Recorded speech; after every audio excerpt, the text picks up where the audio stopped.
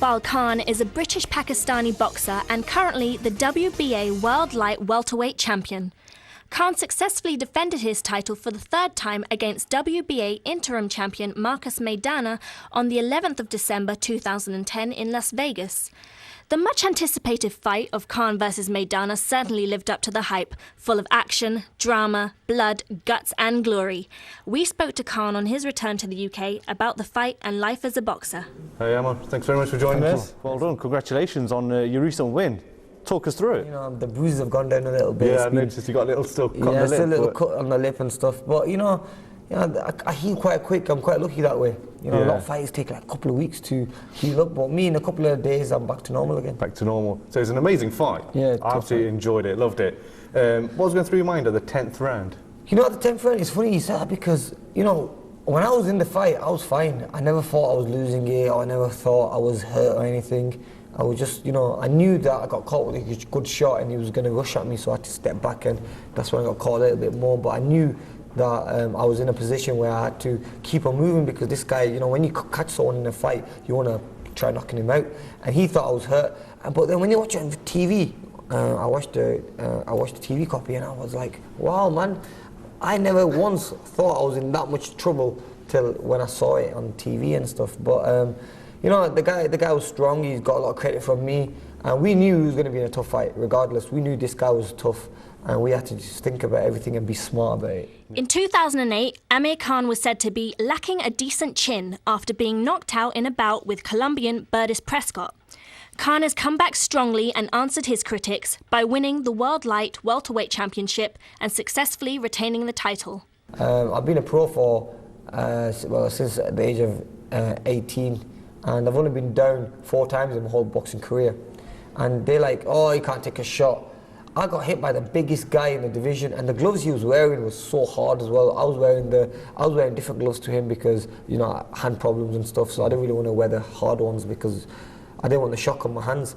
But he was wearing the hard ones, man, and every shot he was throwing, you'd feel it, because it's like getting hit by a brick. And on top of that, him being a big puncher as well, knocking out 27 opponents out of 30. So we knew he was in a big fight, but I wanted this fight. You know what I mean? I wasn't forced into the fight. I wanted the fight to make people realize, look, I ain't avoiding anyone and I can take a shot.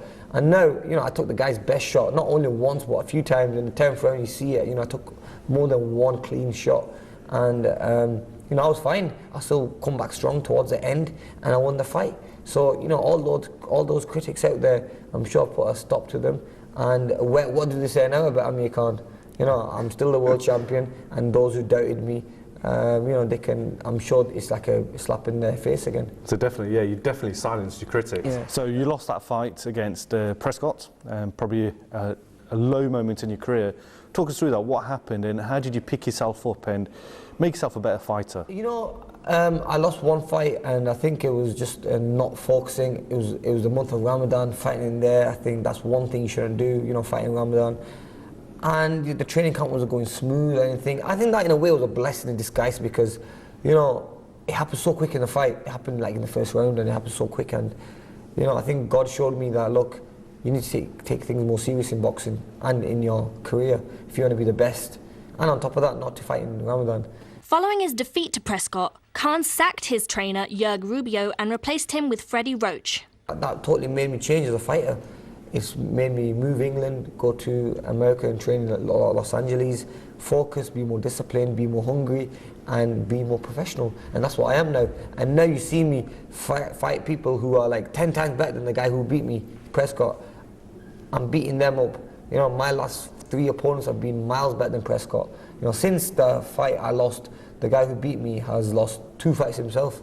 And I love to take the fight on again and just to shut him up and shut the people out there up, because they'll still think, oh, Amir hasn't fought him. But the guy doesn't want to fight me. I've tried getting the fight on, but he won't fight me no more. Why does he want to fight you? Well, I think he knows he'll get knocked out himself. I think he's scared. But end of the day, boxing's a dangerous sport, and we know that one punch can change your career. And it nearly did to me, but I come back stronger. And I think in boxing history, it's one of the best comebacks ever for a fighter to come back and win a world title and become one of the best fighters in the world. Tell us what a normal day is like in the life of Amir Khan. What time do you get up? What do you do? What does training consist of? Diet, food?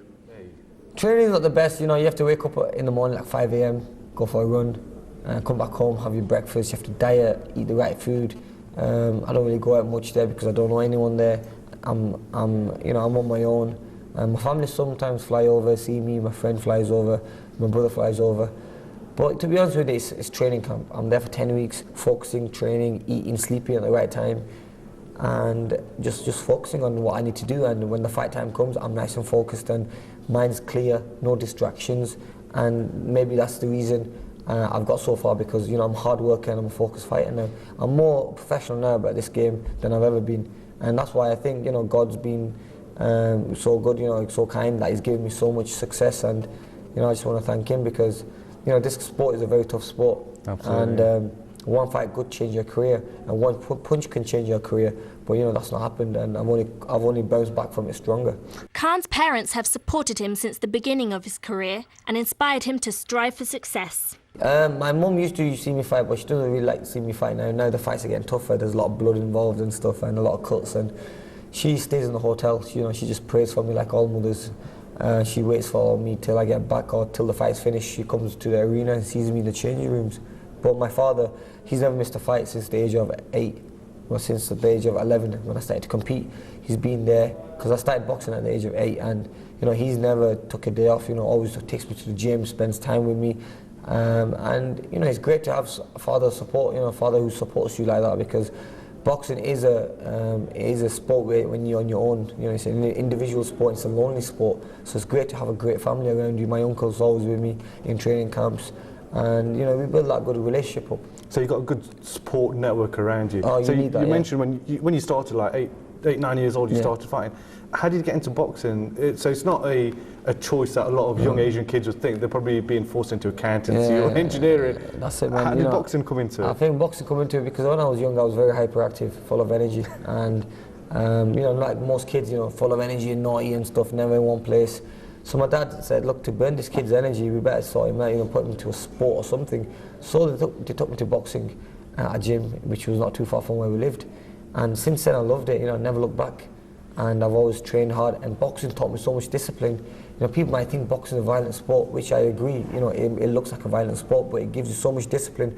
If there's a fight outside of boxing, like on the streets and stuff, I'll walk away from it. I'll never stand there and fight on the streets, because boxing teaches me not to fight on the streets. It's given me a discipline that, I respect my parents, I respect people outside the sport, in the sport, and I respect my elders. And you might not think boxing teaches you that, but boxing teaches you so much like that. At the Athens Olympics in 2004, Khan won silver medal at the age of 17 in the lightweight boxing category. After that, Khan wanted to pursue a gold medal at the 2008 Beijing Olympics. However, he turned professional in 2005, signing with English boxing promoter Frank Warren. My career, I'm only 20, just turned 24. And if you think about it, I've done so much in the last 5 years, man. If you think about it, since the Olympic Games, my life's changed. I come back winning a silver medal at the age of 17, and turned professional at the age of 18, won a world title at 22, and sat here now as one of the best fighters in the world, and I've just turned 24. So so much has happened in this time. Why did you turn professional after the Olympics? Because you said you wanted to carry on a little bit further, didn't you? That's right. Yeah, I was going to stay over, man. Yeah. Why did you become professional? Was it the money? It wasn't really the money. It was with this sport. Look, if you look what's happened to Haroon, my brother, he was picked to go to India to fight for England, but then they didn't pick him. They decided not to pick him, and he was the best in the division at that time anyway. So really, he should get a chance to pick him. So that in a way was at the back of my mind as well, because they might just avoid you. They might not pick you for the 2012 Olympics or the 2008 Olympics. Sorry, they might just avoid me and say, listen, okay, fine, he might be the best, but a lot of politics in the sport, amateur sport in boxing. So I had to be very careful where. And another thing was, say if I waited another 4 years and I broke my hand a week before the Olympic Games, that 4 years has gone down the drain. So financially, and in my career, I think the best move for me was to turn professional. And I turned professional at the age of 18, 19 it was. And financially, like I said, I supported my family, because in the amateurs you don't really get paid much. It's an amateur sport. As a pro, I got a great deal. I turned pro with Frank Warren, and then my aim was to become world champion. My ambition was to become a world champion, which I have achieved now. And you know, it's a tough decision to make because at 18, you know, you're still a boy, really. And when I told my mum that, look, I want to turn professional, she was like, oh, no way, you know, you should quit boxing now. And then, you know, I said, look, I want to do it. And then my parents, you know, they let me turn professional and everything. And then when I won a world title, my mum said, okay, you've become a world champion. No, why don't you retire? I was like, what? Mum, the biggest fights are going to come now. You know, I've just turned world champion. And she's like, no, listen, let's just leave boxing now, go into do something else, get What into does she want you business. to do? No, you know, not get hit. Do sport or do something by not getting hit. You know, I got my cousin Sajid Mahmood who plays cricket. Mum always said, look at Sajid, he doesn't get hit, he doesn't get hurt. Why do you have to go into a sport where you get hit? And you know, Sajid is doing really well playing cricket and he's fine, he's safe and everything. And me and my brother took on boxing and she goes, but you two, you've taken on boxing, what the hell is going on? But I think it's in your blood. And what my dad realised was, you know, we wanted to do boxing, we got good at it, and he supported us because nowadays your parents don't really support you in sports. They think they want you to be a doctor or a teacher, especially in the Asian community. Yeah. And with my family, you know, they were very supportive in what I wanted to do because every person, every human has an ability in something, and I had my ability in sport, and I stuck to my sport, stuck to my goals, and went to achieve my ambitions, and this is how far I've got with the support from my father and my mum.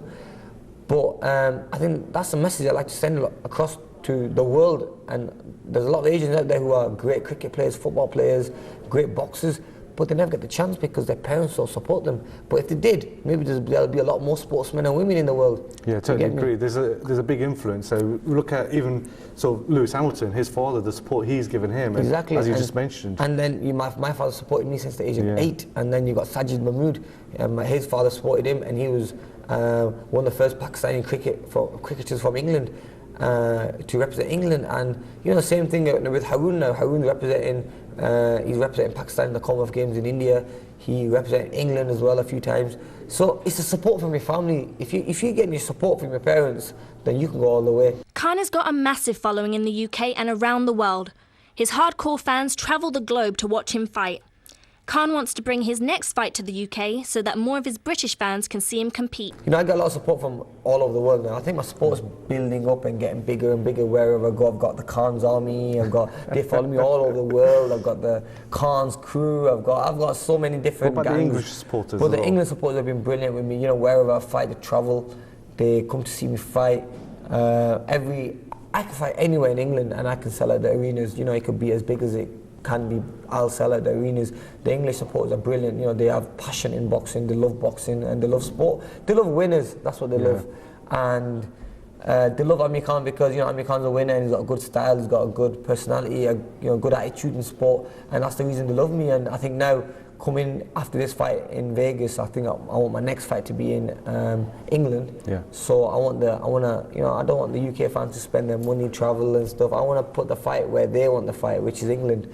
So you know, hopefully looking at a few venues in England for maybe April time. What does the future hold for you then? So there's a lot of media talk about you and Mayweather. No, Mayweather's still too early to fight him. I think. Okay.